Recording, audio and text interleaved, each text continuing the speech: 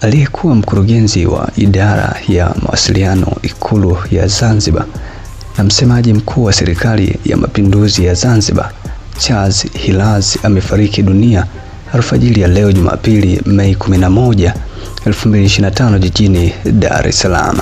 Charles pia aliwahi kuwa mtumishi mwandamizi wa kituo cha Azam Media Limited kati ya mwaka 2015 na 2023. Alihitimisha muda wake akiwa mkuu wa idara ya redio ya UFM baada ya kuteuliwa kuwa mkurugenzi wa idara ya mawasiliano Ikulu ya Zanzibar. Kwa mujibu wa ndugu wa karibu, Hilary amefariki baada ya kuugua ghafla na mauti yamemkuta akiwa njiani kupelekwa hospitali ya taifa ya Muhimbili tawi la Mloganzila.